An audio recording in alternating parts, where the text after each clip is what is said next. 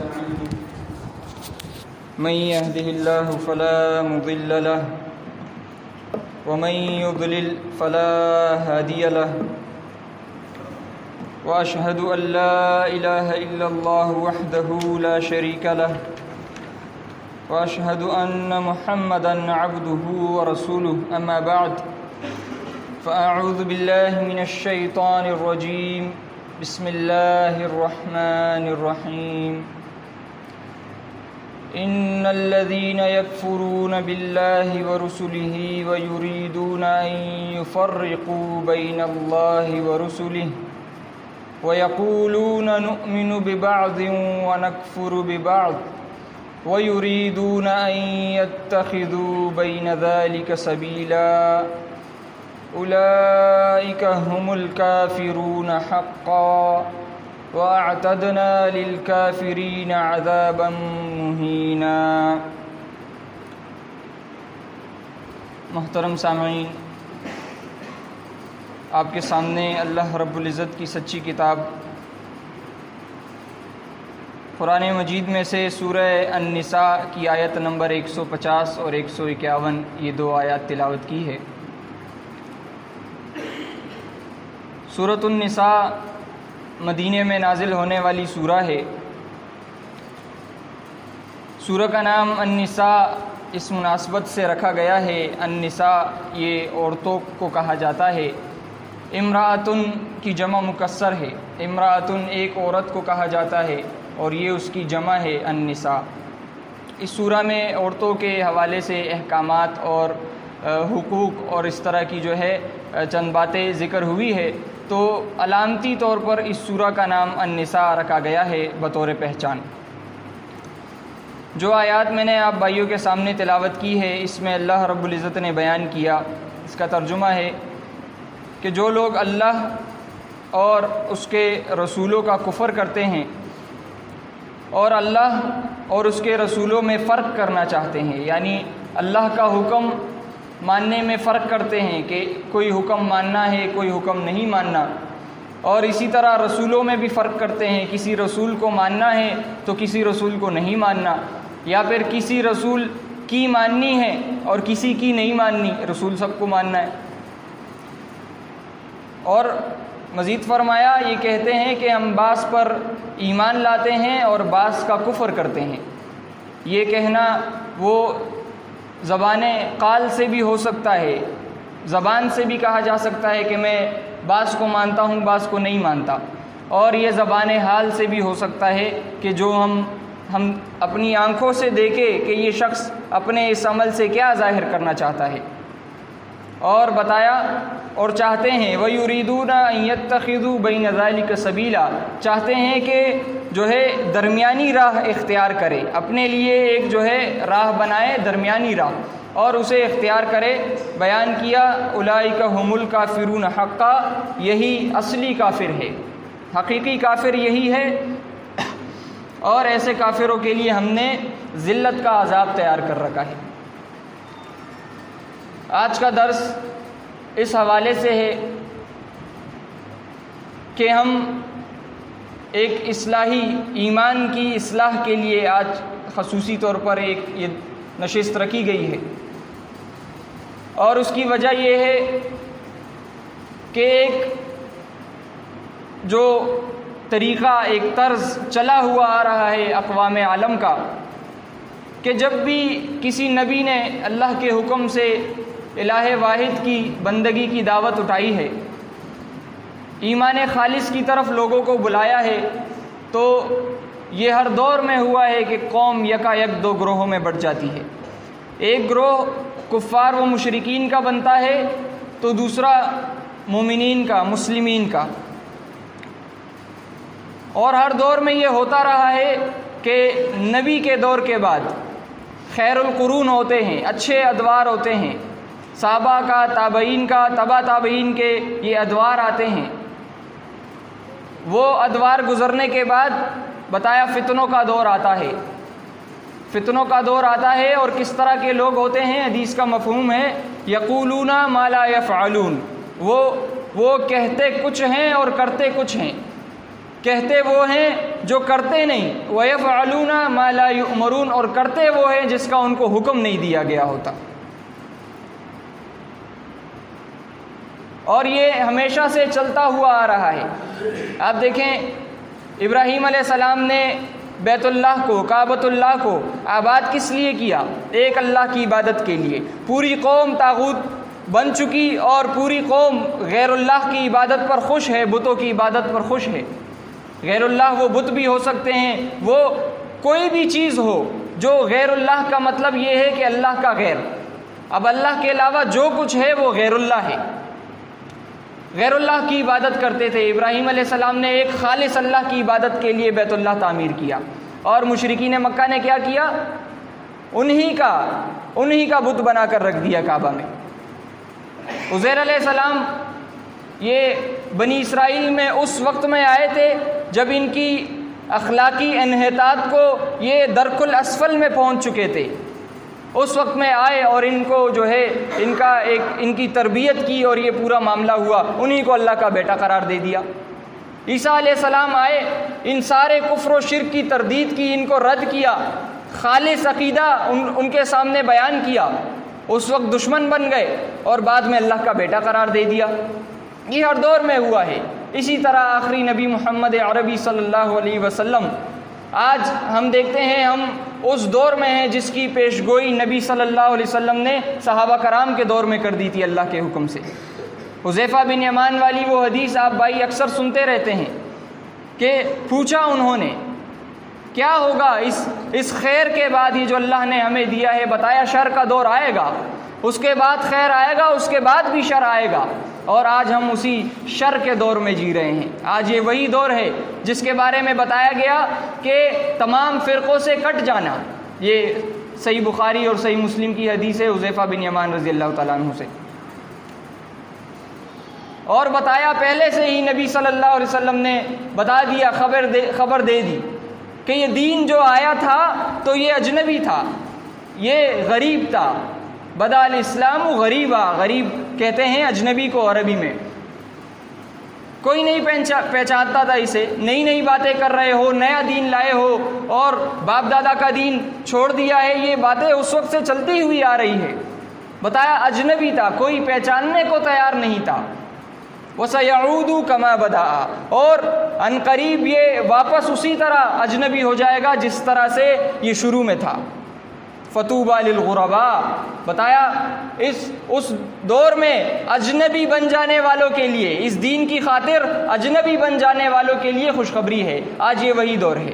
آج اللہ کا شکر ہے، ہم اس بات میں کسی قسم کا شک نہیں کرتے بیان کرتے ہوئے کہ الحمدللہ یہ وہ جماعت ہے، اس روئے زمین پر معلوم جماعتوں میں سے یہ وہ جماعت ہے جس کے عقائد قرآن اور حدیث کے مطابق ہے، اور ایک اللہ کا اور اس کے رسول صلی اللہ علیہ وسلم کا حکم مانتے ہیں۔ اب جب یہ معاملہ ہے تو اس کے مخالف جو لوگ ہیں، آج اس دور میں جتنے فرقے بنے ہیں، جتنے جو ہے یہ دھڑے بنائے ہوئے ہیں لوگوں نے، ہمارے سامنے ان کی ایک پوری واضح تصویر ہونی چاہیے۔ ہم کیوں الگ ہیں ان لوگوں سے؟ ہم کیوں کہتے ہیں کہ ان کے عقائد خراب ہے؟ کون سا عقیدہ خراب ہے ان کا؟ آپ کو ہر ایک ساتھی کو ہمارے یہ معلوم ہونا چاہیے، شعوری طور پر ایمان ہونا چاہیے، کیوں ہم ان سے الگ ہیں، کیا وجہ ہے؟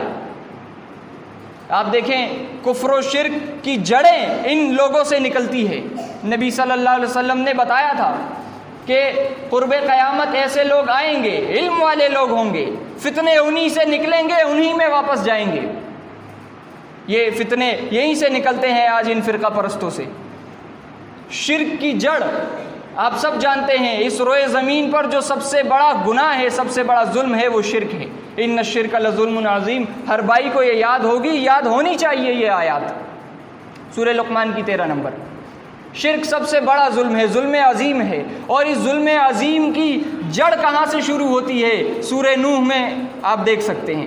قوم نوح کے احوال پڑھیں، کیسے شرک شروع ہوا، قبروں سے وابستہ ہو گئے۔ بخاری میں ابن عباس رضی اللہ تعالیٰ عنہما کی حدیث ہے، قبروں سے وابستہ ہو گئے، ود، سواع، یغوث، یعوق اور نصر کے، یہ اللہ کے نیک لوگ تھے، اولیاء تھے۔ اور کیا عقیدہ دیا؟ جب یہ عقیدہ بنتا ہے کہ یہ سن رہا ہے.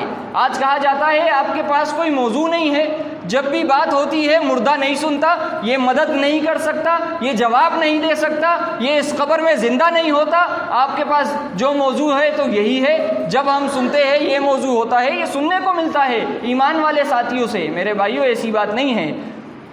یہ اس پر تو زور اس لیے دیا جاتا ہے کہ شرک کی جڑیں ہیں، شرک کی ابتدا یہاں سے ہوئی، قبروں سے وابستہ ہو گئے. یہ عقیدہ دیا کہ یہ اب سنتا ہے، یہ زندہ ہے، یہ جیتا جاگتا ہے، اور پھر بات آگے بڑھتی ہے تو وہ مدد بھی کر سکتا ہے، وہ داتا بھی بن جاتا ہے، وہ غوث الاعظم، مشکل کشا، حاجت روا، بگڑیاں بنانے والا، جھولیاں بھرنے والا، قسمتوں کو کھری اور کھوٹی کرنے والا، وہ سب بن جاتا ہے. پھر آج یہ عقیدہ کہ یہ مردہ زندہ ہو جاتا ہے، قرآن کا انکار ہے. یہ یاد رکھیں میرے بھائیوں، اللہ رب العزت نے واضح طور پر بتا دیا. یہ آیت ہمیں یاد ہونی چاہیے. سورہ فاطر کی 22 نمبر آیت ہمارے ہر بھائی کو یہ یاد ہونی چاہیے. وما انت بمسمع من فی القبور، آپ نہیں سنا سکتے ان لوگوں کو جو قبروں میں مدفون ہے. مردے نہیں سنتے، اللہ رب العزت نے بتا دیا. اب قرآن کی ایک آیت کا انکار ہو، پورے قرآن کا انکار ہو، یا ایک حرف کا انکار ہو، یہ برابر ہے. اس کا انکار کرنے والا وہ دائرہ اسلام سے خارج ہے اور کافر ہے. اس میں کوئی یہ معاملہ نہیں ہوتا کہ چلیں ہم توقف کر لیتے ہیں، ہم نہ کافر مانتے ہیں نہ مسلم مانتے ہیں، توقف کر لیتے ہیں. یہ اللہ کے دین میں نہیں ہے. اللہ کے دین میں دو ہی باتیں ہیں، یا تو مسلم ہے، مومن ہے، یا تو کافر ہے اور مشرک ہے. اللہ کے دین میں یہ دو باتیں ہیں. یہ درمیانی راہ، یہ جو بتایا وَيُرِيدُونَ أَن يَتَّخِذُوا بَيْنَ ذَلِكَ سَبِيلًا، یہ درمیانی راہ اللہ کے دین میں نہیں ہے. آج یہ عقیدہ دیا کہ مردہ سنتا ہے، قبر میں زندہ ہو جاتا ہے. اور کس نے دیا یہ عقیدہ؟ آپ دیکھیں دوسری صدی ہجری کے احمد ابن حنبل نے یہ عقیدہ دیا، جو فقہ کے 4 مشہور ائمہ میں سے ایک ہیں. احمد ابن حنبل فقہ حنبلی کے جو تصنیف کرنے والے ہیں. اپنی کتاب طبقات حنابلہ میں لکھتے ہیں کہ ان باتوں پر ایمان ضروری ہے. الایمان بالحوض والشفاعہ، کہ حوض پر، حوض کوثر پر اور شفاعت پر ایمان لانا لازمی ہے. والایمان بمنکر والنکیر، منکر نکیر پر ایمان لانا لازمی ہے. والایمان بملک الموت یقبض الارواح، کہ ملک الموت پر ایمان لانا لازمی ہے کہ وہ روحوں کو قبض کرتے ہیں. یقبض الارواح، روحوں کو قبض کرتے ہیں. ثم ترد فی الاجساد فی قبورها، پھر اس دنیاوی قبروں میں، اس جسد خاکی میں لوٹا دیا جاتا ہے ان روحوں کو. فیسألون عن الایمان والتوحید، پھر اس سے ایمان اور توحید کے متعلق سوال ہوتا ہے. اللہ رب العزت نے واضح بتا دیا اموات غیر احیاء، یہ قبروں والے یہ مردہ ہے، یہ ان میں جان کی رمق تک باقی نہیں ہے. وما یشعرون ایان یبعثون، ان کو یہ بھی خبر نہیں ہے کہ اٹھایا کب جائے گا ان کو. اللہ رب العزت نے واضح طور پر بتا دیا. ایمان یہ ہے، ایمان وہ ہے جو قرآن اور حدیث میں بیان ہوا. یہ صاحب کہتے ہیں اس بات پر ایمان لانا لازمی ہے. طاغوت کسے کہتے ہیں؟ آج تو سننے میں آتا ہے کہ جو ہے طاغوت کیا ہوتا ہے. طاغوت یہ طغا سے مشتق ہے، بڑا آسان معاملہ ہے، اور حد سے گزر جانے والے. اور بڑی آسان مثال ایک دی جاتی ہے، آپ بھائی اکثر سنتے رہتے ہیں کہ سمندر جب اپنے حدود سے نکلتا ہے تو ہم کہتے ہیں طغیانی آ گئی. تو یہ ایک نقطہ ذہن میں رکھے، اپنی حدوں سے نکل جانا یہ طغیانی ہے. یہ اگر سمندر پر اور ان بے جان چیزوں پر ہوتی ہیں ہم طغیانی کہہ رہے ہوتے ہیں، لیکن جو اللہ کی حدود سے جب یہ انسان نکلتا ہے تو وہ طاغوت بن جاتا ہے. بڑا آسان معاملہ ہے. طاغوت کیا ہوتا ہے؟ اللہ کے حکم کے مقابلے اپنا حکم چلانے والا، اللہ کے بندوں کو اپنا بندہ بنانے والا، اللہ نے جو ایمان دیا اس کو رد کر کے اپنی بات پر ایمان لانے کو کہنے والا، یہ طاغوت ہوتا ہے. اور اس کا رد کرنا یہ ایمان کا لازمی جز ہے، اور ہر نبی کے دعوت کی جو بنیاد ہے، جو ابتدا ہے، وہ یہ ہے. وَلَقَدْ بَعَثْنَا فِي كُلِّ أُمَّةٍ رَسُولًا. یہ عام معاملہ نہیں ہے، یہ ایسا معاملہ نہیں ہے کہ کسی کو پتہ ہے کسی کو نہیں پتہ، سب کو معلوم ہونا چاہیے. کیا ہے؟ ہر نبی کو مالک فرماتا ہے ہم نے مبعوث کیا. سورۃ النحل میں اور ان کی دعوت کیا تھی؟ ان اعبدوا اللہ، ایک اللہ کی عبادت کرو، واجتنبوا الطاغوت، اور طاغوت سے اجتناب کرو۔ یہ طاغوت کوئی نیا لفظ نہیں ہے جو کہا جاتا ہے، یہ تو ہمیں جو ہے اس جماعت میں آ کر سننے کو ملا ہے۔ یہ انبیاء کی دعوت ہے، یہ نوح علیہ السلام، لوط علیہ السلام، صالح علیہ السلام، ہود علیہ السلام، شعیب علیہ السلام، ان تمام انبیاء نے یہی دعوت دی ہے کہ طاغوت کا کفر کرو، اللہ پر تب ایمان لاؤ۔ تو آپ دیکھیں یہ عقیدہ دیا کہ اس قبر میں یہ مردہ زندہ ہو جاتا ہے، اور اس عقیدے نے وہ جو گل کھلائے ہیں وہ آج تک ہمیں نظر آتے ہیں۔ آج ہر گلی میں، ہر محلے میں، ہر گاؤں میں، ہر شہر میں اور ہر ملک میں آج غیر اللہ کو جو ہے اللہ کا مرتبہ دے دیا ہے۔ آج اللہ کو چھوڑ کر اللہ کے بندوں کو پکارا جاتا ہے۔ یہ پکار کا شرک یہ تو پچھلی اقوام میں بھی تھا، اتدعون بعلا وتذرون احسن الخالقین، یہ تو وہ بھی بعل کو پکارتے تھے پچھلی اقوام والے، اور احسن الخالقین کو چھوڑ دیتے تھے۔ سب سے بہترین ساخت پر اس انسان کو پیدا کیا ہے، چھوڑ دیتے تھے اس کو، غیر اللہ کو پکارتے تھے۔ ود، سواع، یغوث، یعوق اور نصر کو پکارتے تھے، بعل کو پکارتے تھے جو نام ابھی میں نے لیا، اور اسی طرح یہ لات، منات، عزا، نائلہ، حبل ان کو پکارتے تھے، اللہ کو چھوڑ دیا تھا۔ آج اس قوم نے بھی یہی کیا ہے۔ آج یا علی مدد کی پکارے، کوئی ہوگا ایسا جس نے یہ پکار نہیں سنی ان مسجدوں سے؟ اور اس کے رد میں یہ خود کو اہل سنت کہنے والے نعرہ فاروقی بھی لے آئے ہیں، یا عمر۔ بدعت کا علاج بدعت سے اور شرک کا علاج شرک سے، یہ ان کے ہاں عام ہے، یہ اللہ کے دین کا طریقہ نہیں ہے۔ آپ دیکھیں پکار کا شرک، اور یہ ایسا معاملہ نہیں ہے۔ بعض لوگ کہتے ہیں کہ یہ جو نچلے طبقے والے ہیں، یہ جو گلی کوچوں کے لوگ ہیں، یہ تو انہوں نے نعرے بنائے ہوئے ہیں۔ یہ ایسا نہیں ہے، یہ ان کے علماء نے دیے ہیں۔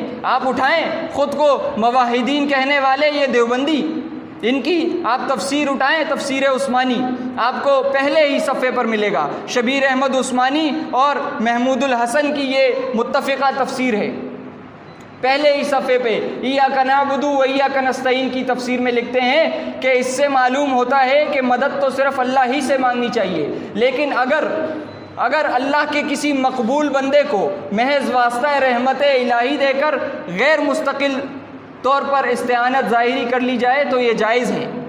یعنی آسان الفاظ میں یہ کہ اگر آپ کبھی کبھی یا علی مدد، یا رسول مدد، یا غوث مدد کہیں تو یہ جائز ہے۔ یہ دیوبندیوں کے ہاں اللہ رب العزت نے کیا بیان کیا؟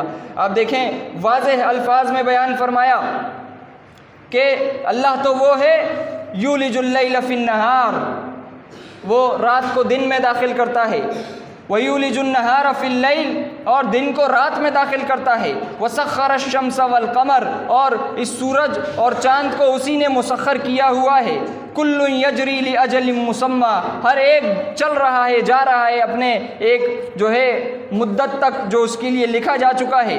ذَلِكُمُ اللَّهُ رَبُّكُمْ لَهُ الْمُلْكُ، یہ سارے کام تمہارے رب کے ہیں، لَهُ الْمُلْكُ، بادشاہی اس کی ہے، والذین تدعون من دونہ ما یملکون من قطمیر، کہ جن لوگوں کو، یہ تو اللہ کی بادشاہی ہے، اب ان لوگوں کا حال ہے جن کو تم اللہ کے سوا پکارتے ہو۔ بیان کیا ما یملکون من قطمیر، ایک کھجور کی گٹلی کے بھی مالک نہیں ہے، کھجور کی گٹلی کے اوپر جو چھلکا ہوتا ہے یہ اس کے بھی مالک نہیں ہے۔ اور بتایا ان تدعوہم لا يسمعوا دعاءکم، یہ جو کہتے ہیں کبھی کبھی یا علی مدد، یا غوث مدد اور یا رسول مدد کہہ سکتے ہیں، ان کے لیے اللہ رب العزت کا یہ جواب ہے، ان تدعوہم لا يسمعوا دعاءکم، تمہیں انہیں پکارو یہ تمہاری پکارے نہیں سنتے، اگر تم ان کو پکارو نہیں سنتے یہ، وَلَوْ سَمِعُوا مَا اسْتَجَابُوا لَكُمْ، سنتے تو نہیں ہے لیکن بالفرض محال اگر سن بھی لیں تو مدد نہیں کر سکتے۔ وَيَوْمَ الْقِيَامَةِ يَكْفُرُونَ بِشِرْكِكُمْ، اور روز قیامت یہ تمہارے اس شرک کے منکر ہو جائیں گے، کہیں گے اے اللہ ہم نے نہیں کہا تھا ان کو کہ ہماری عبادت کرو، ہمیں پکارو۔ وَلَا يُنَبِّئُكَ مِثْلُ خَبِيرٍ، بتایا یہ باریک باریک خبر دینے والا یہ تم کو اللہ کے سوا کوئی اور نہیں دے سکتا۔ اسی طرح جو سورہ النحل کی آیات میں نے تلاوت کی تھی اس میں بھی یہی بیان فرمایا کہ والذین یدعون من دون اللہ لا یخلقون شیئا وہم یخلقون، کہ اللہ کے علاوہ جن جن کو پکارتے ہیں انہوں نے کچھ پیدا نہیں کیا، خود پیدا کیے گئے ہیں۔ پکارا تو اس کو جاتا ہے جو کچھ پیدا کرے، جو خالق ہو، جو بنانے والا ہو، اس کو پکارا جاتا ہے مدد کے لیے۔ تو آپ دیکھیں یہ مشرکانہ عقیدہ، غیر اللہ کو پکارنے والا، یہ آج ان میں موجود ہے، یہ اس کی اجازت دیتے ہیں، یہ ان کے مسلک کی بنیادیں ہیں، چاہے وہ دیوبندی ہو، بریلوی ہو، یہ شیعہ ہو، اور چاہے یہ اہل حدیث ہو، ان کے عقائد ابھی آپ کے سامنے بیان ہوں گے مزید۔ اب دیکھیں جب یہ معاملہ ہوتا ہے، اللہ کی وحدانیت کا جب کوئی وقار نہیں رکھا جاتا، جب اللہ کی وحدانیت کا وقار نہیں رکھا جاتا تو پھر شعائر اللہ کی ان کے سامنے کیا حیثیت ہے؟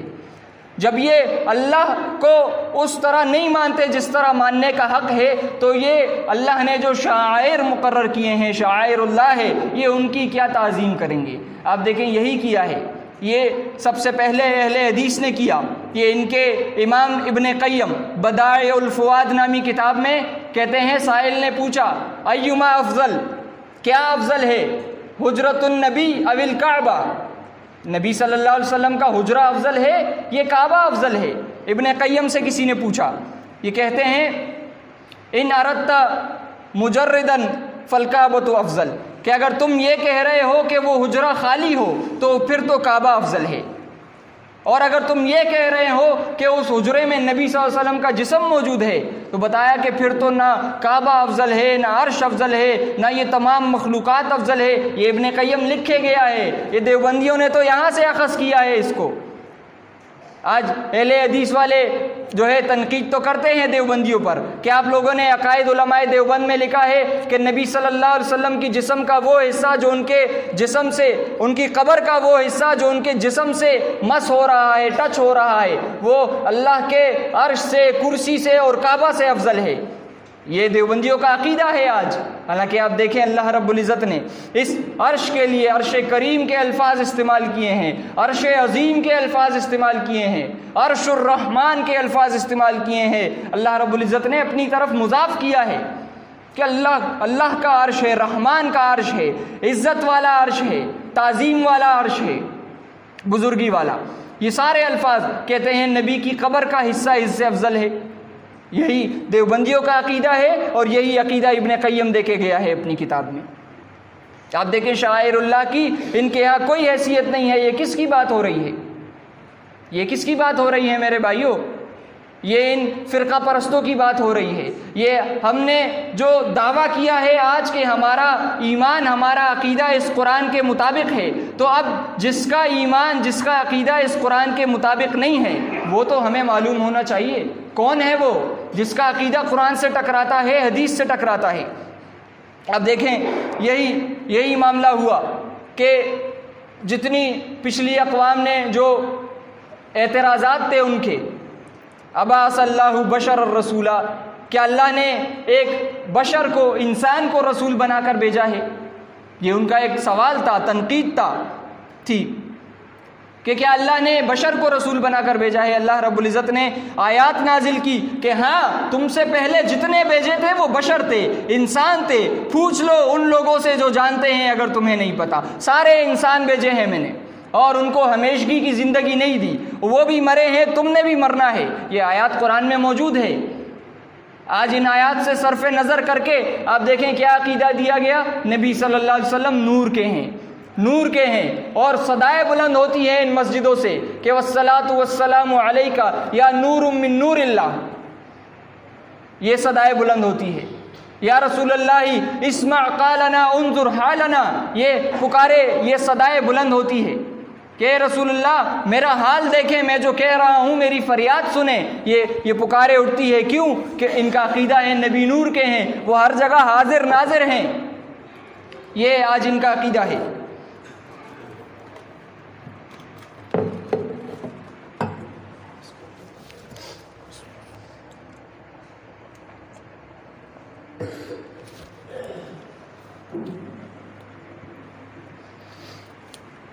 اور آپ دیکھیں اللہ رب العزت نے واضح طور پر بیان فرمایا، سورۃ الکہف کی آخری آیت میں بیان کیا، اے نبی ان سے کہیں، قل، ان سے کہیں، انما انا بشر مثلکم، اس عقیدے کی وضاحت کر دیں کیونکہ اللہ رب العزت تو آپ دیکھیں وہ عالم الغیب ہے، عالم الغیب ہے.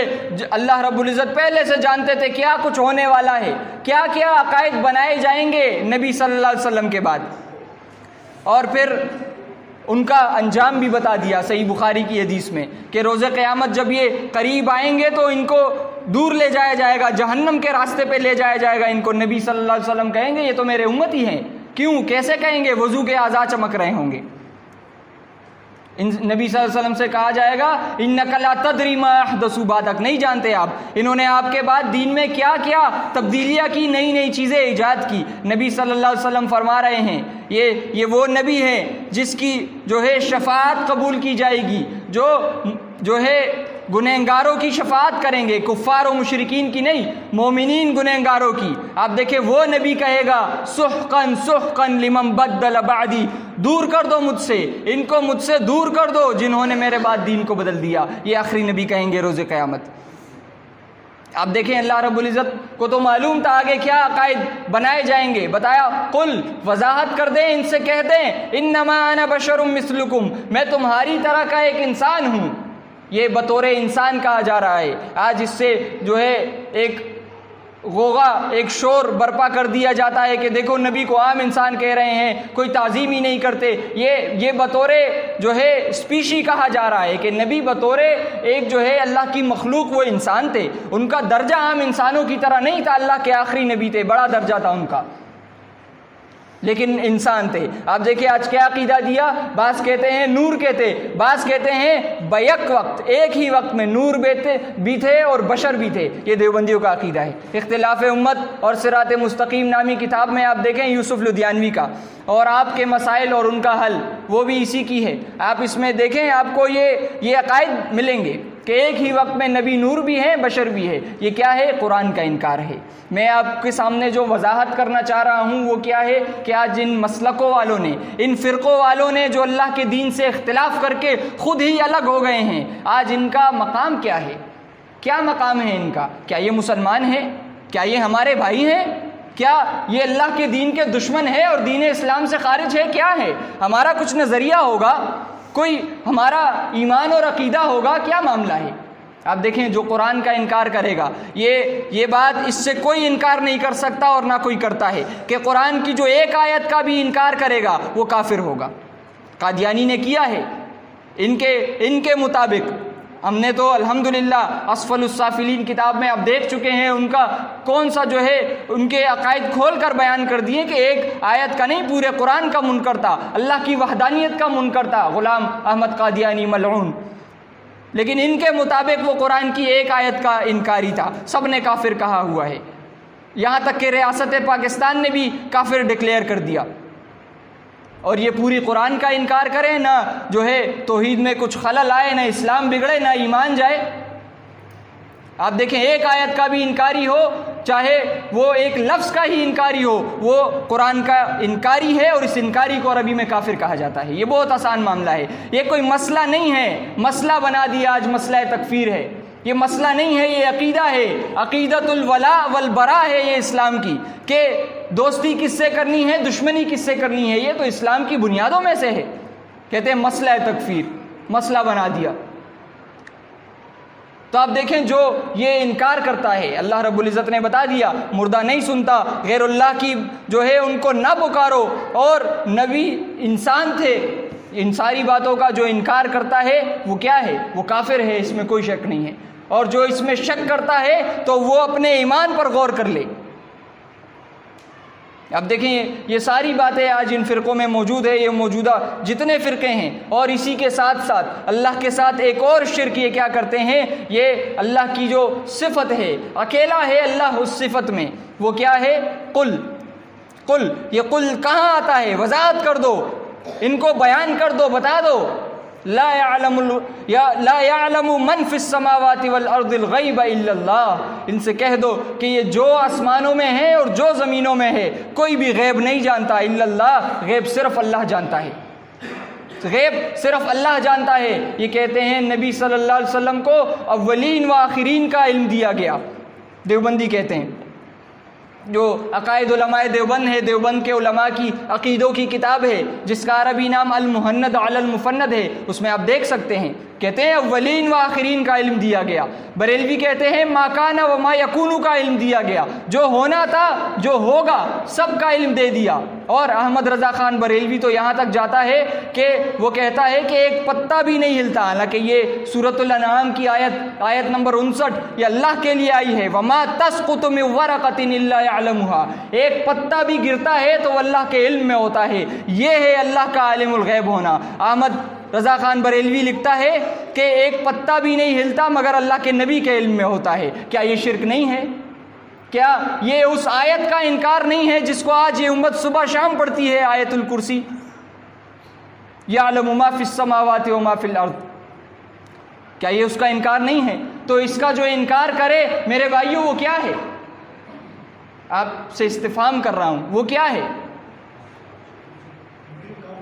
مشرک اور کافر ہے، اس میں کوئی شک والی بات نہیں ہے۔ فرقے آج انہوں نے بنائے، کون کون سی بات ان کی بیان کی جائے، کون کون سی ایسی بات ہو جس کا درجہ بہت کم ہو اس کو چھوڑ دیا جائے؟ یہ سارے تو کبائر میں مبتلا ہیں، قرآن سے بالکل مخالف جا رہے ہیں، ایک دوسری راہ بنائی ہوئی ہے، اسی لیے تو اس کو نام بھی دیتے ہیں مسلک نام دیتے ہیں۔ مسلک کسے کہتے ہیں؟ یہ سلکہ یسلکو سے بنا ہے، اس کا مفعول ہے مسلک، چلنے کا راستہ۔ مسلک بنایا ہے، الگ چلنے کے راستے بنائے ہیں۔ اسلام کا تو راستہ یہ قرآن اور حدیث کا راستہ ہے، اپنے علیحدہ مسلک بنائے ہیں انہوں نے، فرقے بنائے ہیں۔ اللہ رب العزت نے واضح کیا، یاد رکھنا یہ فرقہ پرستی یہ شرک ہے۔ سورہ روم کی آیت نمبر 31 اور 32 میں واضح کیا کہ وَلَا تَكُونُوا مِنَ الْمُشْرِكِينَ، کہ لوگوں یاد رکھو، سن لو اس بات کو، ذہن نشین کر لو، مشرکین میں سے نہ ہو جانا، مشرکوں میں سے نہ ہو جانا۔ کون مشرک؟ القرآن یفسر بعضہ بعضا، بڑا مشہور مقولہ ہے، یہ سارے فرقوں والے بھی یہ بیان کر رہے ہوتے ہیں کہ قرآن کی ایک آیت دوسرے آیت کی تفسیر بیان کرتی ہے۔ پہلی آیت میں بتایا وَلَا تَكُونُوا مِنَ الْمُشْرِكِينَ، مشرکین میں سے نہ ہو جانا، دوسری آیت میں بتایا مِنَ الَّذِينَ فَرَّقُوا دِينَهُمْ وَكَانُوا شِيَعًا۔ کون مشرک؟ وہ جنہوں نے اپنے دین میں فرقے بنا لیے اور گروہ ہو گئے، جدا ہو گئے۔ کُلُّ حِزْبٍ بِمَا لَدَيْهِمْ فَرِحُونَ، ہر ایک اس پر خوش ہے جو اس کے پاس ہے۔ دیوبندی فضائل اعمال پر خوش ہے، بریلوی وہ فیضان سنت پر خوش ہے، اہل حدیث احسن البیان پر خوش ہے، شیعہ نہج البلاغہ پر خوش ہے، سارے خوش ہے، جو ان کے پاس ہے اس پر وہ مطمئن ہے۔ اللہ رب العزت نے بیان کیا یہ شرک ہے، یہ فرقہ پرستی، یہ فرقے بنانا، یہ دیوبندی، بریلوی، اہل حدیث، شیعہ، حنفی، مالکی، شافعی، حنبلی، قادری، سوروردی، نقشبندی، چشتی اور آغا خانی اور یہ جتنے فرقے ہیں بیان کیا شرک ہے، فرقہ پرستی میں نہ پڑھنا شرک ہے۔ یہ آج کتنے فرقے ہیں؟ کیا ہم یہ کہیں کہ جو ہے ان پر توقف کیا جائے؟ ہم ان کے بارے میں کچھ نہیں کہہ سکتے۔ آپ دیکھیں یہ منافقانہ طرز عمل ہے، ان کے بارے میں کہنا ہے جو قرآن کی آیت ہے ہمارا وہ ایمان ہونا چاہیے۔ شرک ہے فرقے بنانا، جو فرقوں میں مبتلا ہے وہ مشرک ہے، اس میں کوئی شک والی بات نہیں ہے۔ آپ دیکھیں جب فرقے بنتے ہیں، فرقے بننے کے بعد اپنی اپنی بات آتی ہے۔ اب فرقے کیوں بنتے ہیں؟ ضد کی وجہ سے، بغیم بینہم، آپس کی ضد کی وجہ سے۔ اب آپس کی ضد جب آتی ہے پھر اپنی مرضی چلتی ہے، اپنا عقیدہ بنتا ہے، اپنے اعمال بنتے ہیں، اپنے نظریات بنتے ہیں۔ یہی فرقے بننے کے بعد کیا مختلف نظریات نہیں بنے ان لوگوں کے ہاں؟ آج ان کے ہاں فرقہ پرستی ہو جانے کے بعد بغیم بینہم، یہ آپس میں ضد کی وجہ سے تھی، اور جب یہ فرقہ پرستی جو ہے عروج پر ہو گئی، کیا ہوا؟ دین ایک کھائی کمائی کا ذریعہ بن گیا۔ یہ قرآن میں آپ دیکھیں یہ ان باتوں کا ذکر ہو رہا ہے جو تمام انبیاء میں مشترک ہیں۔ جتنے انبیاء آئے، وَيَا قَوْمِ لَا أَسْأَلُكُمْ عَلَيْهِ مَالًا لَا أَسْأَلُكُمْ عَلَيْهِ أَجْرًا، یہ سارے الفاظ قرآن میں موجود ہیں۔ ہود علیہ السلام، نوح علیہ السلام، صالح علیہ السلام، لوط علیہ السلام، شعیب علیہ السلام، محمد عربی صلی اللہ علیہ وسلم، تمام انبیاء نے یہ باتیں اپنے قوم کے سامنے رکھی ہے کہ ہم تم سے اس دین پر اجرت نہیں مانگتے، مال نہیں مانگتے، ان اجری الا علی رب العالمین، رب العالمین کے ذمہ ہے ہماری جو ہے اجرت، ہمارا بدلہ۔ اور آپ دیکھیں اسی کا انکار کر بیٹھے، آج دین کو کھائی کمائی کا ذریعہ بنا لیا گیا۔ آج کون سا فرقہ ہے جس کے ہاں یہ جائز نہیں ہے؟ بعض لوگ تو کہتے ہیں کہ جو ہے فلاں مسجد کا مولوی ہے وہ دین پہ اجرت نہیں لیتا، تو کیا وہ حق پہ ہو گیا؟ اگر وہ اجرت نہیں لیتا تو وہ کس کے فرقے میں ہے؟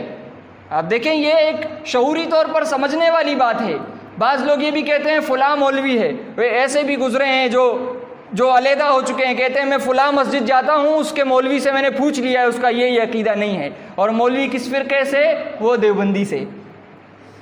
اس نے دیوبندیت کا انکار نہیں کیا، اس نے اشرف علی تھانوی کا انکار نہیں کیا، اس نے امداد اللہ مہاجر مکی کے جو ہے کافرانہ اور مشرکانہ عقیدے کا کہ عباد اللہ کو عباد الرسول بھی کہہ سکتے ہیں، اللہ کے بندوں کو اللہ کا رسول بھی کہہ سکتے ہیں، امداد المشتاق نامی کتاب میں اس کا انکار نہیں کیا، بس اس کا عقیدہ صحیح ہے، میں اس کے پیچھے نمازیں پڑھتا ہوں۔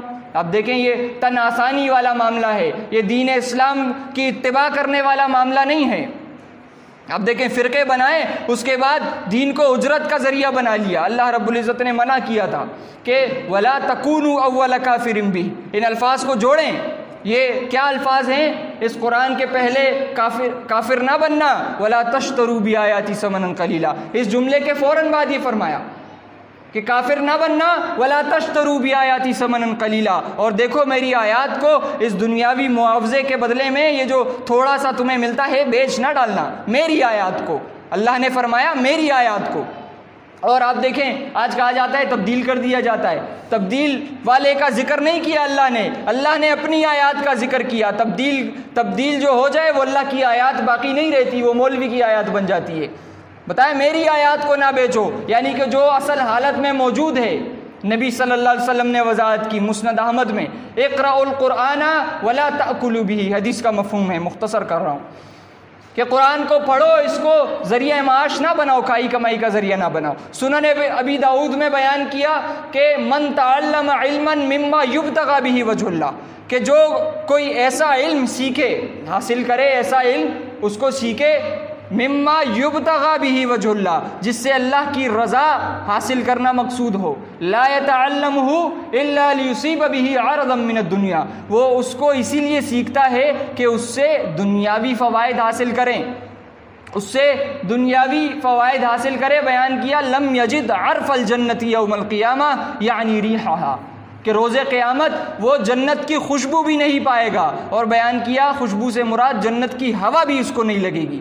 یہ وہ لوگ ہیں جو دین کو کائی کمائی کا ذریعہ بناتے ہیں۔ آج یہ قرآن اور حدیث کا انکار کر بیٹھے ہیں، آج دین کو جو ہے اجرت کا ذریعہ بنا لیا ہے، اور یہی فرقے بننے کے بعد اپنے اپنے عقائد بنے اور کیا بنا؟ اللہ کی کتاب کا انکار، بیشتر آیات کا۔ ایک اور آپ کے سامنے بات رکھی جائے تو ان کا عقیدہ ہے کہ نبی صلی اللہ علیہ وسلم پر ہمارے اعمال پیش ہوتے ہیں۔ عرض اعمال کا عقیدہ یہ آج دیوبندیوں کا بھی ہے، سنیے گا، یہ آج دیوبندیوں کا بھی ہے، بریلویوں کا بھی ہے، اہل حدیث کا بھی ہے، اور شیعہ کا بھی ہے۔ شیعہ سے تو نکلا ہے یہ عقیدہ، انہی کا یہ عقیدہ تھا۔ اور ایک منکر روایت پر جو قرآن اور حدیث سے ٹکراتی ہے، جس کی سند منکر ہے، اس پر ان کا عقیدہ آج بنا ہوا ہے۔ کہتے ہیں نبی صلی اللہ علیہ وسلم پر درود پیش ہوتا ہے، اعمال پیش ہوتے ہیں، حالانکہ آپ دیکھیں اللہ رب العزت نے قرآن میں کیا بیان کیا، وَإِلَيْهِ يَرْجِعُ الْأَمْرُ كُلُّهُ، اس کی طرف سارے اعمال پلٹائے جاتے ہیں، وَإِلَى اللَّهِ تُرْجَعُ الْأُمُورُ، اللہ کی طرف تمام کاموں کو پلٹایا جاتا ہے، اعمال کو، امور کو پلٹایا جاتا ہے۔ کہتے ہیں نبی پر اعمال پیش ہوتے ہیں۔ آپ دیکھیں یہ قرآن کا انکار ہے۔ آپ دیکھیں کتنی واضح باتیں ہیں۔ یہ تو عقائد کی پوری ایک لسٹ ہے، میں نے کچھ بیان کیے ہیں، وقت ہمارے پاس چونکہ مختصر ہوتا ہے، بنیادی باتیں بیان کی ہے۔ بدعات کی طرف آپ جائیں تو آپ دیکھیں کہ بدعات کی پوری ایک بھرمار ہے۔ اب یہ صلاۃ پڑھنے کے بعد فوراً ہاتھ اٹھ جاتے ہیں، امام کے بھی اٹھ جاتے ہیں، مقتدیوں کی بھی اٹھ جاتے ہیں۔ بھائی کہاں لکھا ہے؟ ہمارے بزرگ کرتے تھے، یہ ان کے بزرگ کرتے تھے۔ کسی ضعیف روایت میں بھی یہ نہیں دکھا سکتے کہ نبی صلی اللہ علیہ وسلم ہر صلاۃ کے بعد جو ہے ہاتھ اٹھا کر دعا مانگا کرتے تھے۔ کیا ہے؟ بدعت ہے، خود سے ایجاد کردہ ہے۔ مردے کے پیچھے تیجا، 40واں، برسیہ، عرس، میلے ٹھیلے اور یہ جو کچھ چل رہا ہوتا ہے، یہ ساری بدعت ہے، یہ ان کے اختراع کردہ ہے۔ کون سی بات ان کی واضح کی جائے؟ تو آپ دیکھیں میرے بھائیوں، مختصر کر رہا ہوں، مختصر یہ ہے کہ ان فرقوں کے، ان مسلک پرستوں کے، چاہے وہ دیوبندی ہو، چاہے وہ بریلوی ہو، چاہے وہ اہل حدیث ہو، چاہے وہ شیعہ ہو، ان کے عقائد کفر و شرک سے آلودہ ہے، اور یہ کوئی ڈھکی چھپی بات نہیں ہے۔ ہمارے لٹریچر، ہمارے کتابچے اس سے بھرے پڑے ہیں۔ کسی بھائی کو بات سمجھ نہیں آتی تو وہ آ کے پوچھے، اس کی ذمہ داری ہے اس کو شعوری طور پر سمجھنے کی کہ ہاں آج ہم ان فرقہ پرستوں سے کیوں الگ ہے، ہم آج ان کے پیچھے نمازیں کیوں نہیں پڑھتے، کیا وجہ ہے ہم نے جو ہے ان کو ہم امام نہیں بناتے، کیا وجہ ہے؟ یہ وجہ ہے ان کے عقائد میں کفر و شرک کی آمیزش ہے، ان کے عقائد خراب ہو چکے ہیں۔ لہٰذا ایسے لوگ جن کے عقائد خراب ہو جائے، ایمان والوں کا کیا معاملہ ہے؟ یہ نشست ایمان والوں کی خاص طور پر ہے۔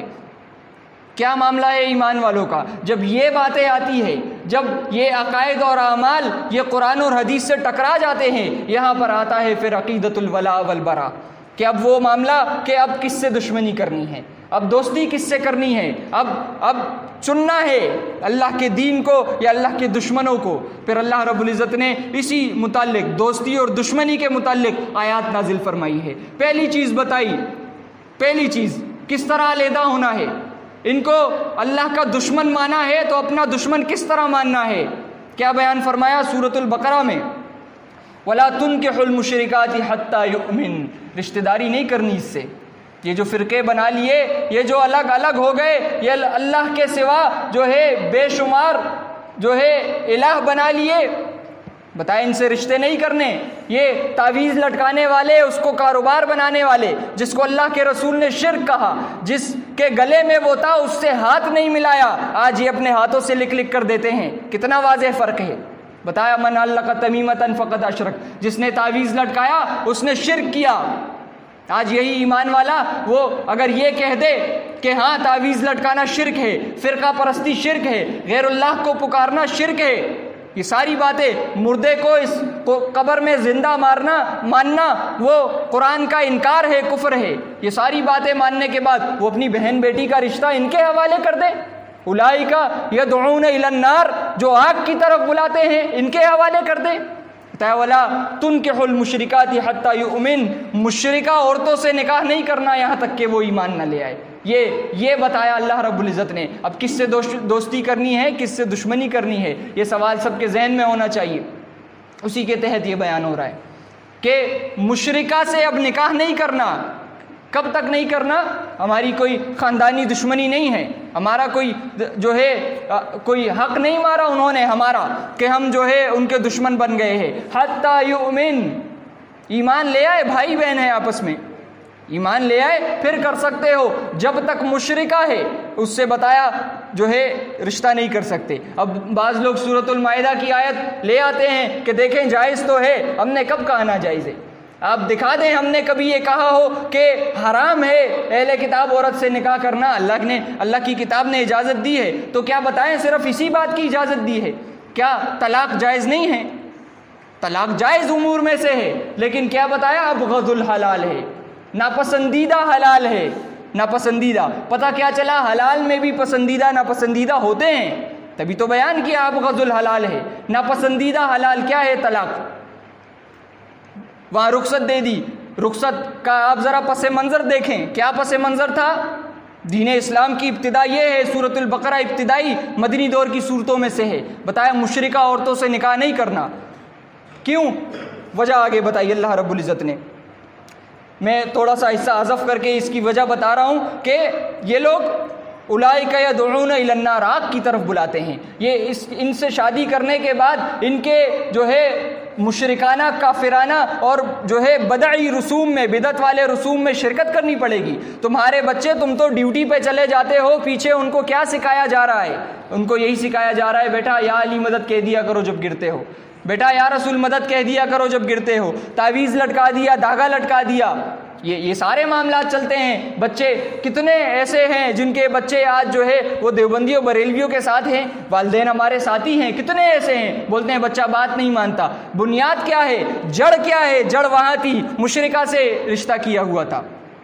آپ دیکھیں جب دین اپنی چوٹی پر پہنچ گیا، روم اور فارس کانپنے لگے اسلام کے نام سے، تب جا کر سورۃ المائدہ کب نازل ہوئی؟ سورۃ المائدہ آخر میں نازل ہوئی۔ الیوم اکملت لکم دینکم کب نازل ہوئی؟ حجۃ الوداع کے موقع پہ، حجۃ الوداع آخری موقع پہ، کہ اب جو ہے اجازت دے دی گئی ہے۔ کیا آج ہم اس سٹیج میں ہیں؟ کیا وہی معاملہ ہے؟ دین اسلام عروج پر ہے، ہمیں کوئی غلط عقیدہ نہیں دے سکتا۔ ان کی تو کوشش ہوتی ہے کہ ہمیں جو ہے کفر کی طرف واپس لے آئے، لوٹ جو ہے ہم جائیں ان کے کفر میں۔ تو عورتیں اور بچے ان کے آگے پھر کیا ہیں؟ ان فتنوں کے آگے۔ آپ دیکھیں بیان کیا، نہیں کرنی ان سے رشتہ داری، ولا تنکحوا المشرکات حتی یؤمن، ان مشرکاؤں سے نکاح نہیں کرنا حتی یؤمن۔ اور یہاں پر ایک اور بات ترجیح کی آ جاتی ہے، ترجیح کی بات آ جاتی ہے کہ ایمان والا، اللہ کے دین کو قبول کرنے والا، یہ جو جتنے عقائد ان کے قرآن اور حدیث کے مخالف بیان کیے گئے، ان کا انکار کرنے والا، ان کو اللہ کا دشمن ماننے والا، وہ پھر دشمن کی، یہ تو آپ دیکھیں دنیا میں کیا ہوتا ہے، دنیا میں اپنا ایک دشمن ہوتا ہے، اس کا چہرہ دیکھنا پسند نہیں کرتے۔ یہ اللہ کا دشمن ہے، اس کی بیٹی بیاہ کر لے آئے، اس کو بیٹی دے دی، یہ تو اس سے بھی ایک بڑا معاملہ ہے، بیٹی دے دی مشرک کو۔ دیکھیں پہلے جو ہے فطرہ دیتے رہیں، میری ایمان والی بیٹی ہے، ہم گھر میں 4 لوگ ہیں، والدین ہیں، میں ہوں، میری ایمان والی ایک بہن ہے، اس کا فطرہ دیا، بعد میں کیا ہوا؟ وہ اس کا تو ایمان ہی درست نہیں تھا، مشرک کے ساتھ بیعت دی، مشرک کے ساتھ وہ خوش ہے، کیسا ایمان ہے؟ اگر یہ معاملہ ہے تو اس سے تعلق نہیں ہونا چاہیے، اللہ کے دشمنوں سے پھر تعلق نہیں ہوتا، جو ایمان کو ترجیح نہیں دیتے، کفر کو ترجیح دیتے ہیں، جو عزیمت پر نہیں ہوتے، العزم من الرسل کسے کہا گیا؟ یہ انبیاء کون تھے؟ عزم والے، عزیمت کی راہ اختیار کرنے والے۔ عزیمت اور رخصت کیا ہوتی ہے؟ عزیمت اور رخصت کیا ہے؟ ایک حکم ہے اور ایک رخصت ہے۔ حکم پر عمل کرنا عزیمت ہے اور رخصت کو چھوڑ دینا عزیمت ہے۔ یہاں پر رخصت دے دی، اہل کتاب عورتوں سے نکاح، اسی رخصت کو پکڑ لیا تمام لوگوں کے زبانوں پہ، یہ تو رخصت ہے، یہ تو رخصت ہے۔ عزیمت کیا ہے؟ انبیاء کا طریقہ کیا ہے؟ حکم کیا ہے؟ وہ رخصت ہے، یہ حکم ہے۔ آپ دیکھیں بیان کیا، وَلَأَمَةٌ مُؤْمِنَةٌ خَيْرٌ مِّن مُشْرِكَةٍ، ایک لونڈی، مومنہ لونڈی، وہ اس آزاد جو ہے خاندان والی، مال والی، حسب و نسب والی اور خوبصورتی والی، بیان کیا اس سے افضل ہے، ایک مومنہ لونڈی وہ اس سے بہتر ہے۔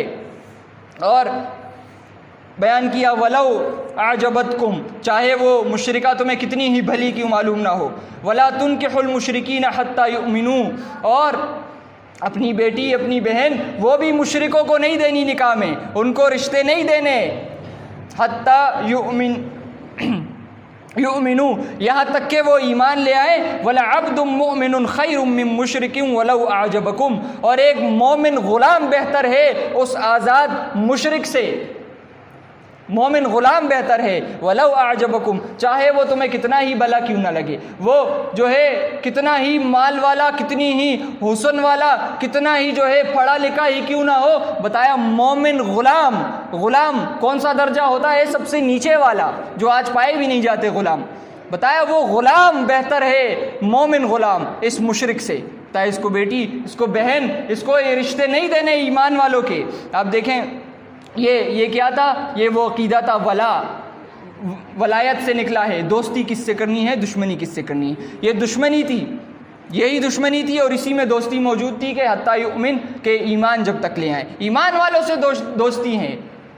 انما ولیکم اللہ ورسولہ والذین آمنوا الذین یقیمون الصلاۃ وہم راکعون، ولی کون ہے تمہارے دوست کون ہیں؟ اللہ ہے، اس کا رسول ہے، اور ایمان والے ہیں جو صلاۃ قائم کرتے ہیں اور زکوٰۃ ادا کرتے ہیں۔ آپ دیکھیں مزید، دیکھیں دشمنی کا ایک اور انداز اللہ رب العزت نے، یہ دشمنی کا لفظ میں برات کی جگہ استعمال کر رہا ہوں۔ برات یہ ایک لازمی جز ہے، ابراہیم اسوہ ابراہیمی ہے، دین ابراہیمی ہے۔ انا براء منکم ومما تعبدون من دون اللہ، سورۃ الممتحنہ میں، کہ پوری قوم سے برات کر دی، اور بتایا جن کو تم اللہ کے سوا پکارتے ہو ہم ان سے بھی بری ہیں، بیزار ہے۔ یہ وہی برات، وہ برات ہے۔ دوسری برات کیا ہے، ان سے بیزاری کس طرح ظاہر کرنی ہے، اللہ رب العزت نے سورہ توبہ میں بیان کیا۔ ما کان للنبی والذین آمنوا ان یستغفروا للمشرکین، نبی کو صلی اللہ علیہ وسلم یہ زیب نہیں دیتا اور ایمان والوں کو یہ زیب نہیں دیتا، ان کے لیے یہ جائز نہیں ہے ان یستغفروا للمشرکین کہ وہ مشرکوں کے لیے دعائیں مغفرت کرے، وہ مشرک کا جا کر جنازہ پڑھے، وہ مشرک کے جا کے جو ہے تعزیت کرے کہ بڑا دکھ ہوا یہ مر گیا، مشرک کی تعزیت، مشرک کا جنازہ آپ دیکھیں بیان کیا، یہ جائز نہیں ہے، یہ حلال نہیں ہے۔ وَلَوْ كَانُوا اُولِي قُرْبَىٰ مِن بَعْدِ مَا تَبَيَّنَ لَهُمْ أَنَّهُمْ أَصْحَابُ الْجَحِيمِ، چاہے وہ قریبی رشتہ دار ہی کیوں نہ ہو، چاہے وہ والدین ہی کیوں نہ ہو، بہن بھائی ہی کیوں نہ ہو، چاہے وہ محلے والے خاندان والے ہی کیوں نہ ہو، بتایا جب واضح ہو گیا کہ أَنَّهُمْ أَصْحَابُ الْجَحِيمِ وہ جہنمی ہیں۔ کہاں پہ واضح ہوا؟ اللہ رب العزت نے سورۃ المائدہ کی 72 نمبر آیت میں بیان کیا کہ انہ من یشرک باللہ فقد حرم اللہ علیہ الجنہ، جس نے بھی اللہ کے ساتھ شرک کیا اللہ نے اس پر جنت حرام کر دی۔ مومنوں واضح ہو گیا، واضح ہو گیا تو اب مشرک کی جو ہے وہ صلاۃ المیت نہیں پڑھی جا سکتی، اس کے لیے رحمہ اللہ نہیں کہا جا سکتا۔ اکثر ساتھی پوسٹ شیئر کر رہے ہوتے ہیں، اس میں لکھا ہوا ہوتا ہے امام احمد ابن حنبل رحمۃ اللہ علیہ نے فرمایا یہ مٹا دیا کریں، یہ رحمۃ اللہ علیہ نہیں ہے، انہوں نے بدلا ہے دین کو، کفر و شرک والے عقائد دیے ہیں۔ آپ دیکھیں بیان کیا کہ ان کی جو ہے صلاۃ المیت نہیں پڑھنی، ان کے لیے مغفرت کی دعا نہیں کرنی، مغفرت تو ان کے لیے اللہ نے مغفرت کو حرام کر دیا ہے، اب یہ کفر و شرک کی حالت میں مرے ہیں، مغفرت نہیں ہے ان کے لیے، یہ اللہ کا قانون ہے۔ اور مزید بیان کیا سورہ توبہ میں کہ وَلَا تُصَلِّ عَلَىٰ أَحَدٍ مِّنْهُمْ مَاتَ أَبَدًا وَلَا تَقُمْ عَلَىٰ قَبْرِهِ کہ ان میں سے کسی کے قبر پہ بھی جا کر کھڑے نہیں ہونا، ان کی صلاۃ المیت بھی نہیں پڑھنی، ان کے قبر پر بھی جا کر کھڑے نہیں ہونا، یہ جب مر جاتے ہیں اس وقت کی بات ہے۔ کیوں کیا وجہ ہے؟ کیا ہمارا انہوں نے مال ہڑپ کر رکھا ہے، ہماری جائیداد انہوں نے لے لی ہے، ہمارا کوئی رشتہ دار انہوں نے قتل کر دیا ہے؟ کیا وجہ ہے؟ وجہ ایک ہے، اللہ رب العزت نے بیان کر دی، خود ہی بیان کر دی۔ کیا وجہ ہے؟ انہم کفروا باللہ ورسولہ، یہ وجہ ہے۔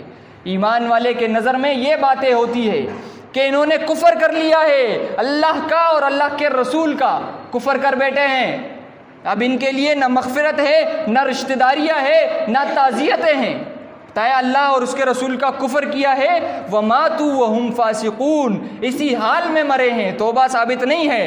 احمد ابن حنبل کی توبہ ثابت نہیں ہے کہ اس نے رجوع کر لیا ہو، اشرف علی تھانوی نے جو اشرف علی رسول اللہ کے الوایا ہے رجوع ثابت نہیں ہے، اعمال قرآنی لکھی ہے تعویذوں کی کتاب رجوع ثابت نہیں ہے۔ احمد رضا خان بریلوی نے دین کا حلیہ بگاڑ دیا، بیڑا غرق کر دیا، رجوع ثابت نہیں ہے، جس طرح غلام احمد قادیانی کا ثابت نہیں ہے۔ یہ سارے ایک ہی صف کے مقتدی ہے اللہ کی کتاب کے آگے۔ کیوں؟ مشرکین کفار یہ جتنے ہیں یہ اللہ کی نظروں میں ایک گروہ ہے اور ایمان والوں کا ایک گروہ ہے۔ ان کے آپس میں تو بڑے جھگڑے ہوتے ہیں، بَأْسُهُمْ بَيْنَهُمْ شَدِيدٌ، سورۃ الحشر میں بیان کیا کہ ان کے درمیان اپنی لڑائیاں بہت ہے۔ تحسبهم جميعا وقلوبهم شتى، تم انہیں ایک دیکھتے ہو کہ اہل سنت ایک ہے، بتایا وقلوبهم شتى، ان کے دل تو جدا جدا ہیں آپس میں۔ جا کر تو دیکھیں اہل سنت کے اندر کتنے دھڑے بنے ہوئے ہیں، فرقے بنے ہوئے ہیں۔ تو آپ دیکھیں بیان کیا یہ اسی حال میں مرے ہیں، ان سے رجوع ثابت نہیں ہے، ان کی نہ صلاۃ المیت پڑھنی ہے نہ جو ہے ان کی قبر پہ کھڑے ہونا ہے۔ آپ دیکھیں یہ وہ موٹی موٹی باتیں تھی جو بیان کی ہے کہ آج ان لوگوں سے ہم کیوں الگ ہیں، وجہ کیا ہے؟ یہ ایمان کی اصلاح کے لیے، باتیں دہرانے کے لیے یہ جو باتیں ہوتی ہے یہ دہرائی جاتی ہے۔ ایمان کا جو ہے محاسبہ اور اس کو تازہ کرنا یہ اللہ کی کتاب سے ثابت ہے۔ ایمان والو ایمان لے آؤ، یہ اللہ کی کتاب میں ہے۔ ایمان والے کیسے ایمان لاتے ہیں؟ اپنی ایمان کی اصلاح کرو، تجدید کرو۔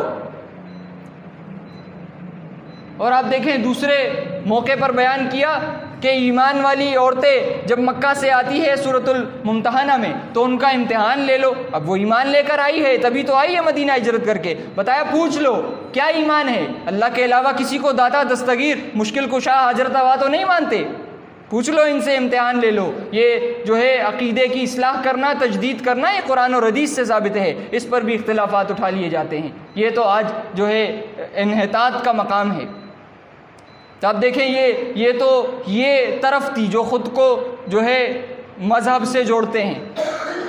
ہم دعوت اللہ کرنے جاتے ہیں، ہم دونوں کی وضاحت کر کے آتے ہیں کہ بھائی نہ تو کسی مذہبی فرقے سے آئے ہیں اور نہ سیاسی پارٹی سے آئے ہیں۔ دوسرا طرف دوسرا ایک نظام، دوسرا پورا جمہوری اور طاغوتی نظام وہ بھی موجود ہے۔ آج یہ بھی واضح ہو جانا چاہیے، ہمارے ذہنوں میں یہ موجود ہو، ہمارے عقائد اس پر پختہ ہو کہ یہ جو جمہوریت کا نظام ہے یہ کفر کا نظام ہے، یہ اللہ کی کتاب کا انکار ہے، اللہ کے نبی صلی اللہ علیہ وسلم کی فرامین کا کفر ہے۔ یہ جمہوری نظام، جمہوریت کیا ہوتی ہے؟ اکثریت، جمہوریت اکثریت۔ اب دیکھیں اللہ رب العزت نے اکثریت کے بارے میں کیا کہا، سورہ یوسف کی آیت نمبر 106 پڑھیں، وَمَا يُؤْمِنُ أَكْثَرُهُمْ بِاللَّهِ إِلَّا وَهُمْ مُشْرِكُونَ۔ لوگوں کی اکثریت کا، جمہوریت کا یہ حال ہے کہ وہ اللہ پر ایمان کے دعوے کے ساتھ ساتھ شرک بھی کرتے ہیں۔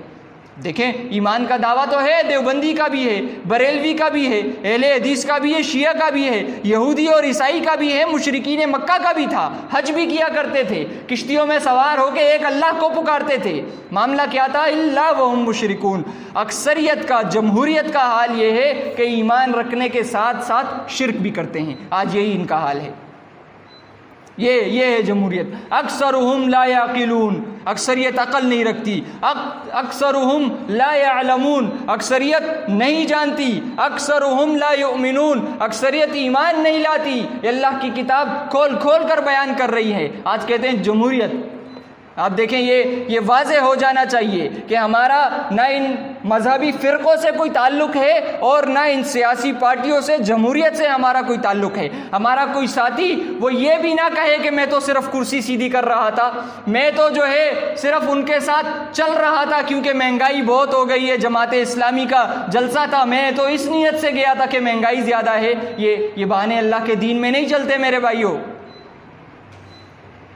کوئی تعلق نہیں ہے ہمارا جمہوریت سے، نہ ہم ووٹ دیتے ہیں، نہ ہم ان کے ساتھ اٹھتے بیٹھتے ہیں، نہ ہم ان کو سپورٹ کرتے ہیں، نہ ہم یہ کہتے ہیں کہ جی ان سب میں ایک تو تھوڑا سا بہتر ہے۔ بعض ساتھیوں کے منہ سے سنا ہے جماعت اسلامی کچھ نہ کچھ بہتر ہے، یہ سارے ایک ہی صف کے مقتدی ہے، کوئی ان میں بہتر نہیں ہے، سارے کتاب اللہ کے انکاری ہے، جمہوریت کے پرستار ہے۔ تو آپ دیکھیں یہ معاملہ ہے۔ اور آج ایک دوسری بات جو ایک ضروری ہے بیان کرنے کے متعلق، وہ یہ ہے کہ اکثر لوگوں سے بات ہوتی ہے، یہ جو میں نے باتیں بیان کی آپ بھائیوں کے سمجھ میں آ رہی ہیں نا یہ باتیں، تو آج اکثر لوگوں سے بات ہوتی ہے اور المیہ تو یہ ہے، آپ دیکھیں میں نے شروع میں ذکر کیا تھا کہ غیر شعوری طور پر لوگ بات کر رہے ہوتے ہیں۔ آج اکثر بات ہوتی ہے، ایک دیوبندی بھی ہمیں کہہ رہا ہوتا ہے کہ جی آپ جو ہے کعبے کے امام کو بھی نہیں مانتے، آپ اس کے پیچھے بھی نمازیں نہیں پڑھتے، کیا اللہ نے اپنے نبی کے مصلی پر گمراہ کو کھڑا کر دیا ہے، کافر اور مشرک کو کھڑا کر دیا ہے؟ آپ دیکھیں یہ کون سے پیمانے ہیں، یہ اس کا سیدھا سادہ جواب ہے۔ ایک دیوبندی جب یہ کہتا ہے تو اس سے پوچھیں کہ بھائی وہ تو اہل حدیث ہے، اہل حدیث کیوں نہیں بن جاتے پھر؟ جب یہ کہہ رہے ہو خود دیوبندی ہو، ان کو کافر اور مشرک اور یہ سارے فتوے تمہارے لگتے رہتے ہیں، غیر مقلدین ہیں نام نہاد، اور یہاں پر اس کا دفاع کر رہے ہو تو اہل حدیث کیوں نہیں بن جاتے؟ دعوت نہیں دے رہے ہم، ایک طنز ہے کہ بھائی کیوں نہیں بن جاتے اہل حدیث؟ رفع الیدین کیوں نہیں کرتے؟ وہ تو کرتا ہے، کیا اللہ نے اپنے نبی کے مصلی پر اس شخص کو کھڑا کر دیا جو غلط نماز پڑھ رہا ہے؟ پھر تو رفع الیدین کرے نا، آمین بالجہر کرے نا۔ یہ ہمارا موضوع نہیں ہے، ہمارا موضوع ایمان کا ہوتا ہے پہلے۔ یہ ساری باتیں کوئی مان لے، ایمان درست نہیں ہو کوئی فائدہ نہیں ہو سکتا، اسی لیے پہلے ہم ایمان پر بات کرتے ہیں۔ تو آپ دیکھیں یہ ان سے آپ کہیں، اسی طرح آپ دیکھیں یہ معیار، یہ جو معیار بنا لیا سٹینڈرڈ کہ نبی کے مصلی پہ کھڑا ہے تو گمراہ نہیں ہو سکتا، اس کی قرآن سے تو کوئی دلیل دے دیں۔ قرآن میں کہاں لکھا ہے کہ اگر وہاں کھڑا ہو گیا کعبہ میں تو وہ گمراہ نہیں ہو سکتا؟ حدیث میں کہاں لکھا ہے؟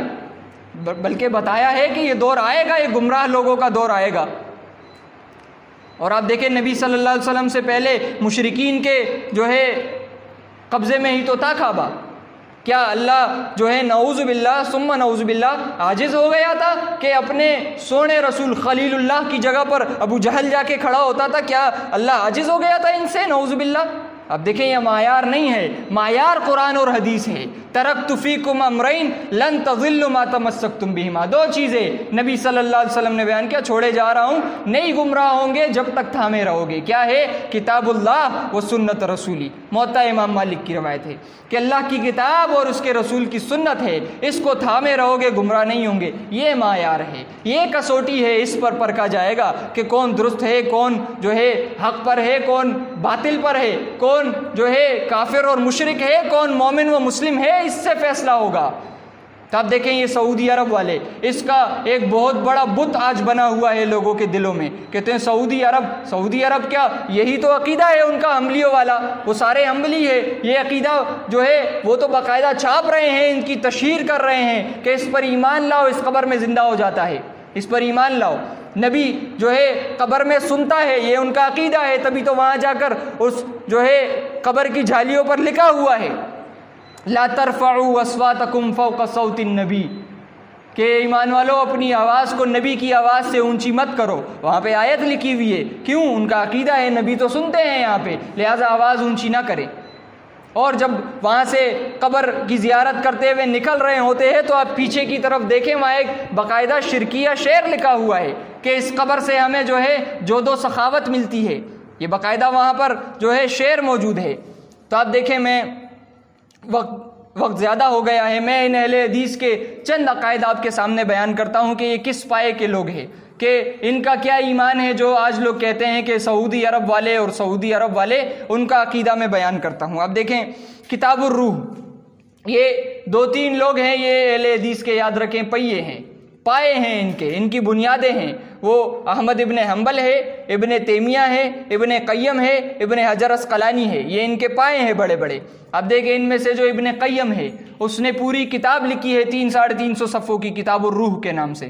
روح، انسان کی جو روح ہوتی ہے، اس کے حوالے سے کتاب الروح نامی کتاب لکھی 350 صفحوں کی۔ اللہ نے ایک آیت میں بات ختم کر دی تھی، کہہ دو روح اللہ کا امر ہے، تمہیں بہت کم علم دیا گیا ہے، بات ختم، اللہ کا امر ہے۔ اس نے 350 صفحوں کی کتاب لکھی اور ایسے ایسے واقعات اس میں لایا ہے کہ عقل دھنگ رہ جاتی ہے کہ یہ کون سا دین بیان کر رہے ہیں، کون سا دین ہے؟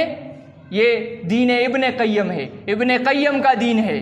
اور دین قیم کیا ہے؟ اللہ کا دین، وہ قرآن اور حدیث ہے۔ آپ دیکھیں کیا لکھتا ہے کتاب الروح صفحہ نمبر 22 پر، کہتے ہیں حسن قصاب بیان کرتے ہیں کہ ہم ہفتے کے روز محمد بن واسع کے ساتھ اعلی صباح گورستان جا کر مردوں کو سلام کر کے ان کے لیے دعائیں کیا کرتے تھے۔ ایک دفعہ میں نے محمد سے کہا کہ بجائے ہفتے کے آپ سوموار کا دن طے کر لیں تو بہتر ہے۔ فرمایا مجھے خبر ملی ہے کہ جمعرات، جمعہ اور ہفتہ مردوں کو زیارت کرنے والوں کا علم ہوتا ہے۔ یہ اہل حدیث کے امام ابن قیم لکھتے ہیں کہ مردوں کو جو ہے جمعرات، جمعے اور ہفتے کو یہ علم ہوتا ہے کہ کون آیا ہے میرے پاس۔ مزید دیکھیں آپ جو ہے ابن تیمیہ اور ان کے عقائد آپ دیکھیں فتاوی ابن تیمیہ میں، تو کیا لکھتے ہیں ابن تیمیہ جلد 2 صفحہ نمبر 186 پر کہ مردے پر اہل و عیال اور دوستوں کے احوال پیش ہوتے ہیں، وہ جانتا ہے، مردہ جانتا ہے، مردوں کو جو ہے یہ علم ہوتا ہے کہ اہل و عیال اور میرے دوست کیا کر رہے ہیں، ان کے احوال کو جانتا ہے جو ان پر دنیا میں پیش آتے ہیں۔ یہ سب اس پر پیش کیے جاتے ہیں، سنیں، یہ سب اس پر پیش کیے جاتے ہیں، اور احادیث میں بھی آتا ہے کہ وہ دیکھتا بھی ہے، حالانکہ ایسی کوئی حدیث موجود نہیں ہے صحیح کہ مردہ دیکھتا بھی ہے۔ آپ دیکھیں کیا لکھتا ہے، اس کو شیخ الاسلام کا لقب دیا جاتا ہے، اسلام کا شیخ۔ اب دیکھیں بیان کیا کہ وہ دیکھتا بھی ہے اور جو کچھ اس کے پاس کیا جائے اس کو جانتا بھی ہے، اگر وہ کاروائی اچھی ہو تو خوش ہوتا ہے اور بری ہو تو اسے رنج ہوتا ہے، دکھ ہوتا ہے۔ فتاوی ابن تیمیہ جلد 2، یہ ابن تیمیہ کا عقیدہ ہے۔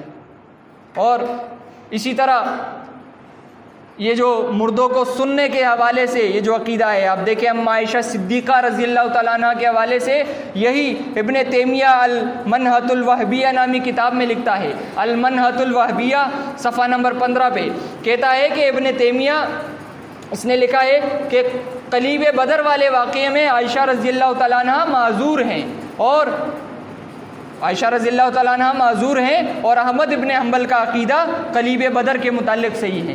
صحابیہ نبی صلی اللہ علیہ وسلم کی زوجہ، ایمان والوں کی ماں، کہتے ہیں وہ معذور ہے اس معاملے میں، وہ جو ہے نہیں سمجھی اس بات کو کہ مردہ سنتا ہے کہ نہیں سنتا۔ اما عائشہ نے کہا نہیں سنتا، قرآن میں لکھا ہے، قرآن کی آیت انہوں نے پڑھی، وما انت بمسمع من فی القبور انک لا تسمع الموتى، آپ مردوں کو نہیں سنا سکتے۔ اما عائشہ نے آیات پڑھی صحیح بخاری میں، یہ کہتا ہے وہ معذور تھی۔